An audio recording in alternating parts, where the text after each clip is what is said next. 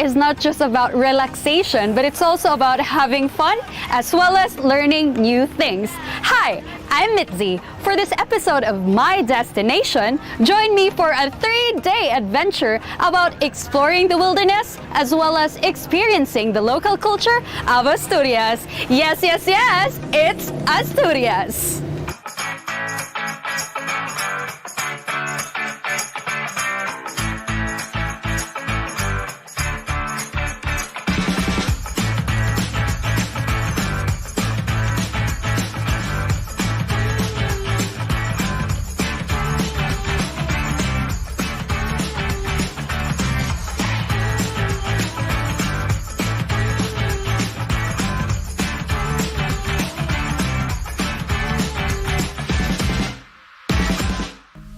Asturias is a third-class municipality in Midwest Cebu and is approximately an hour away from the metropolis. It was founded in the late 1800s after the two barangays, namely Naghalin of Balamban and Bagakawa of Tuburan, were fused and petitioned to be a separate municipality. It was approved by the King of Spain and was named after a Spanish province. It is said that the town's first settlers transferred from neighboring towns and islands to this area upon hearing of its fertile soil and abundance of natural resources. To commemorate this event, Lalin Festival is held every feast day of San Roque de Montpellier in August. Lalin is a Visayan word meaning to transfer. Aside from witnessing the festival, there are a lot of reasons to visit Asturias, on top of which is the underrated marine culture tourism in the area. The marine tourism activities are conducted by a local group of fishermen. Ako di ay si Juanita Dolioso, ako ang inyong tourist guide karong adlaw. Naot inyong makita ang klase-klase sa dolphins nga ania dinhi sa kadagatan. This people's organization has also been trained by the Department of Tourism to ensure the safety of the guests and the provision of proper gears. Daghan may ika-offer nga mga services sa amoang tourism sama sa dolphin watching, kayaking, snorkeling o gining amoang floating cottage. Pero hindi ko agi katabang aning sa tourism labi na sa amoang panginabuhian kay nahibaw na mangitaron nga ang panagat dili na gid kayo pares kaniadto nga daghan kag makuha. Na karon diferensya na gid kayo, nga nagpasalamat gani kayo mi nga ning abot ni sa amo ang association kining mga livelihood nga hinatag gikan sa LGU ug sa nagkalain-laing kuan mga ahensya pod sa gobyerno nga. Okay, ang ato ang dolphin watching namugna ni siya right after sa ato ang ECQ, no? Dito ni come up ang idea nga nangita og pamaagi ang atong barangay unsaon sa pagtabang ato ang people's organization. So ning gawa sa ato ang pakig-dialogue sa ato ang Fishermen's Association nga doon na daghang sighting sa dolphins, no, sa ato ang barangay o sa ato ang munisipyo, sa ato ang municipal waters. So ato ang gitake advantage ang maong opportunity nga makatabang gid ni para sa ato ang mga mananagat. So dito nipahigayon dayon og mga trainings, mga assessment nga may kalabutan sa ato ang dolphin watching activity. Sanglit karon nagamit na gyud, naka-take off, nakatabang na gyud pod sa ato ang mga mananagat.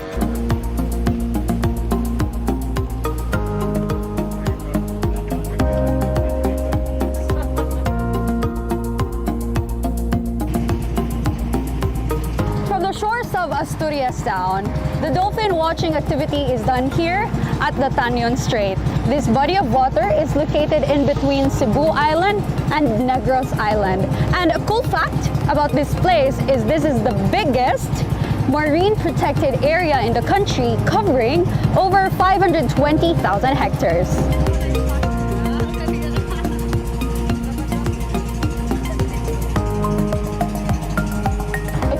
Try the dolphin watching activity here in Asturias town, there are a few things you should remember. First thing is this is only available early in the morning. It could be 5 or 6 a.m. because it will also take several minutes or even up to an hour or over that in order to spot the dolphins. So first thing, you need to be early, and second, you need to be really patient. There are 14 species of dolphins and whales in the strait. That's almost half of the 27 species of dolphins and whales in the entire Philippines. Sa una, sa nag-operate pa ko sa tourism, mag-dolphin watching kami. Na kasagaran na mo, sa bang area, kung arimis da plane na yung mga pawikan. Aside from dolphin watching, visitors can also hang out at a cottage in the middle of the sea or snorkel to see the colorful aquatic life underneath. If you're up for a more relaxed trip to the beach, you might want to try soaking in the hot spring on the shores of Barangay San Roque. Kanina kuan hot spring gikan ni sa kuan ng bulkan sa Mount Canlaon. Oo. Doon Mount Canlaon to araman sa Atbang. Atbang. So, Oo. nasubay ninyo nga na event na Oo.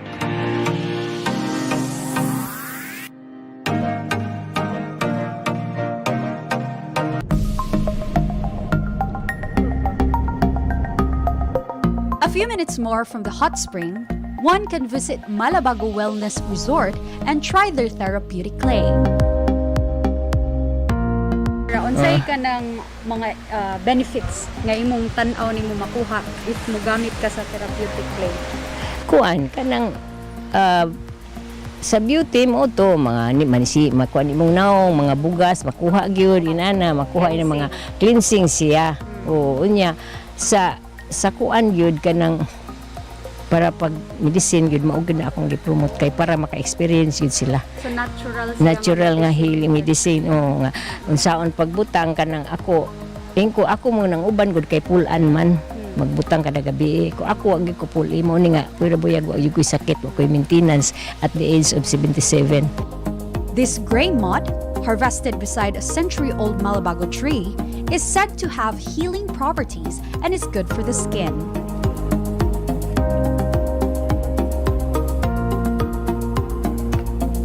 So how was the therapeutic clay So, experience? it's so relieving and then para siyang stress removal sa face tapos yung mga little bumps parang naging smooth and shiny yung face ko. As you can see. Kuan smooth akong skin.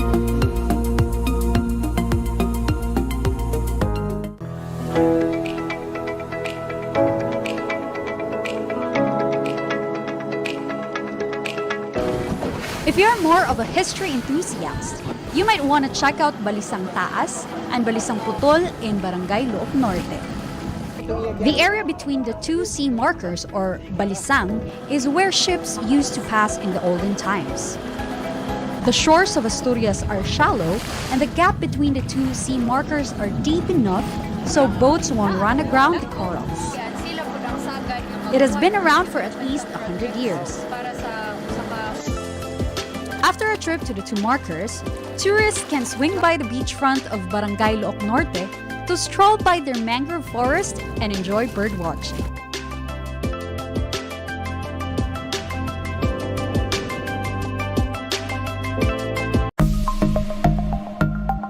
If you're up for a calming getaway, you can visit Buswang Lake and take a serene boat ride where lilies bloom and freshwater fishes thrive.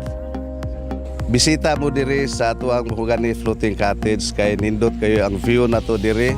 Talagsaon ra kayo ni ang lake nga ingunani kadako. Unya tao na to diri maayo kay nimo entertain nga atuang mga sakop diri. At the end of the ride, you will be welcomed at the Mahogany Floating Cottage, an affordable getaway.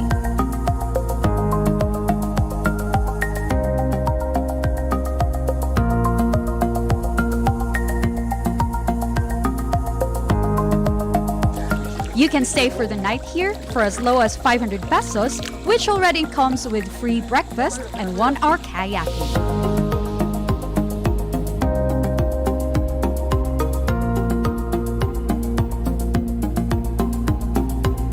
The place comes with a karaoke machine, a comfort room, and a kitchen. You can also enjoy fish feeding at the lake. For a sumptuous meal, you can dine in at the Island in the Lake or Buswang Lake House for fresh catches. The highlands of Asturias are also visit-worthy. but it's best to get there on a four-wheel drive vehicle because the road can be rocky and muddy. First on our list for the mountain trek is this cave in Barangay San Isidro, which features impressive stalactites. It was raining before we visited, so I had to crawl, grab onto plants, and walk on barefoot just to safely get to the site.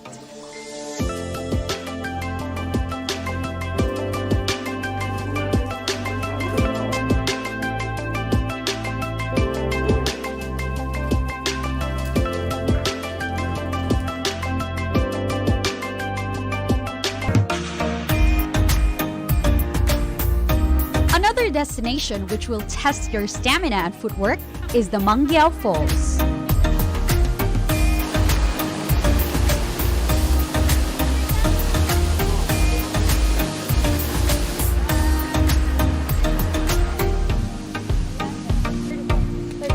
Sixty-eight, 70. I'm still on the 70th step gikan sa 𝗔𝗧𝗢𝗡𝗚 Falls. And heavy na kayong hangak. So if you're looking for an ecotourism destination, which is very nice and also at the same time dalang exercise, then this is a place to go.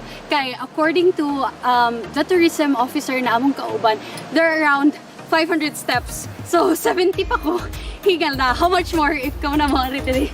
So 40, 71, 72, 73, 74. About an hour away from 𝗔𝗪𝗀 is the 𝗔𝗧𝗢𝗡𝗚 Falls. Flowing gracefully from a spring, this majestic waterfall is a magnet to adults and kids alike who are brave enough to jump from great heights.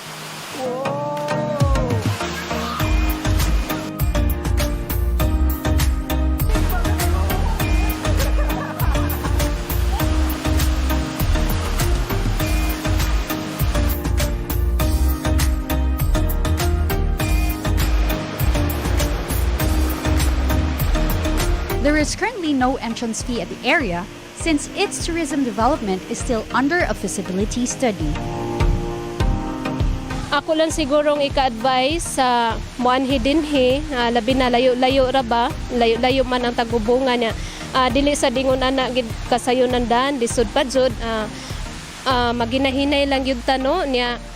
Gikan sa lungsod sa Asturias, 25 kilometer pa dong dire, so kung naamoy mga sa tawagan ni kung naamoy mga pangutan na pwede raman siguro i-message lang ko ba kay pwede raman naaray maka-assess nga ato ang mga barangay tanods dinhi kung naay mo ari dinhi niya. Usa pa sad mag-amping lang jud tano kay labi na karon ting-uwan daghan nang nahitabo nga nangaligo sa falls nga na-disgrasya ba niya. Dili may ganahan dire sa tagubunga nga may tabo sad na dire sa amoang barangay. So magamping lang gyud ta unya party pod sa pagkaon. So pwede ra mo magdala og inyong pagkaon unya naman tay pamutang dire nga mga basura basurahan pwede ra nato sudlan dili lang nato ipataka og labay ba kay nagsugod pa man gyud ta karon sa ato ang unsay tawagan ni nagsugod pa mi dinhi sa barangay nagsugod pa gyud mi sa pag-promote aning among falls.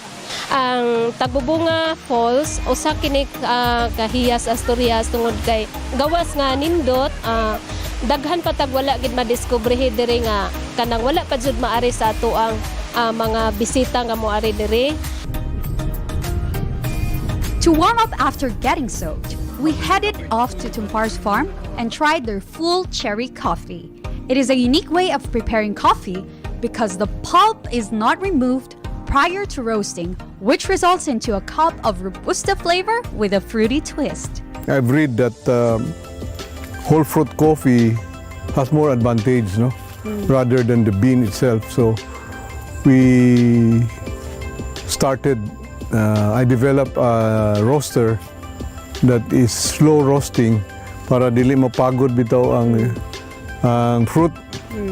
And I found out a lot of people like it. I developed. It has more what you call that properties, good properties, rather than the bean itself, no. And one of that is Kanang Alzheimer ba? Supposed to be it cures Alzheimer and improves your memory, no?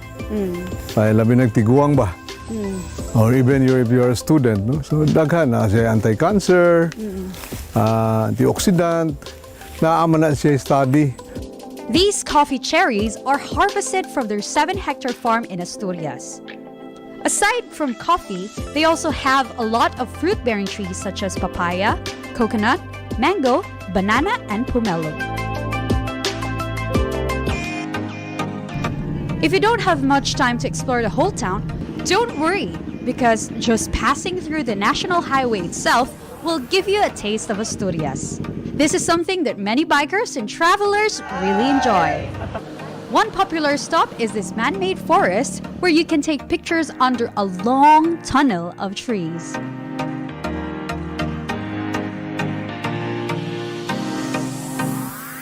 You can treat yourselves with some refreshments here. If you want to stick around a bit longer, Rudag Cafe is not a place to miss. It's popular for their sisig, burger, and Arabica coffee. And they also have apparel and equipment for riders. You mentioned na ang inyong primary clients kay mga riders. Asa man ni sila gikan usually? They're from Cebu City. So, murag naanad na lang yun na there yun sila mo stop over and then ganahan sa sila sa among coffee mo na nga mabalik-balik yun sila. For pasalubong, you can buy some bling at Tuong Woodworks. These accessories are made from indigenous materials and local wood. Some of these wood beads are also sold to manufacturers who export artistic ensembles.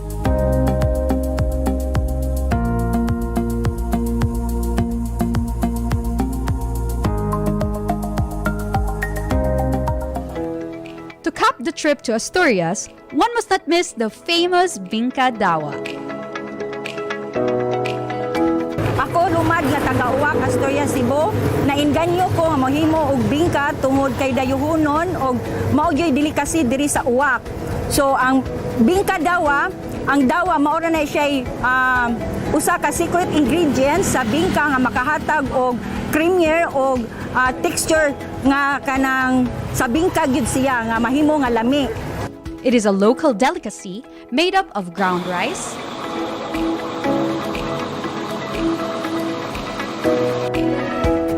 coconut milk, sugar, yeast, and millet or dawa. Og dawa, og tuno. Then, the mixture is fermented for several hours.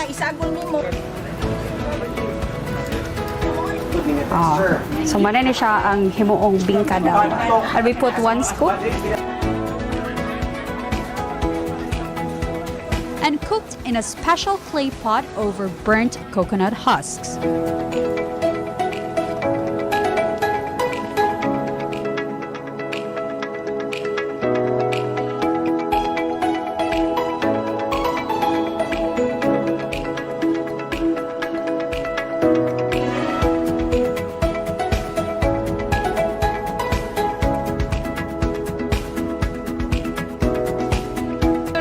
Tilawan ang ato ang giluto nga Bingka Dawa.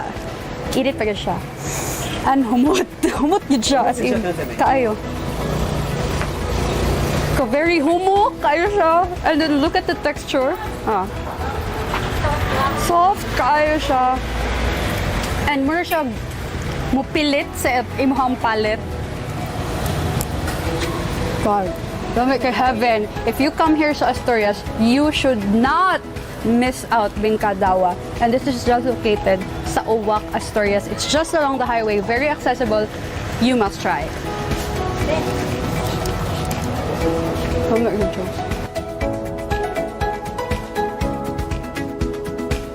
Asturias town has a lot to offer, ranging from delicious delicacies, great mountain adventures, and marine culture tourism. My favorites are dolphin watching and of course the making of the very delicious Bingka Dawa. As we experience this town, we do not just have fun or learn something new, but we also help the local tourism and economy. This has been Mitzi for My Destination.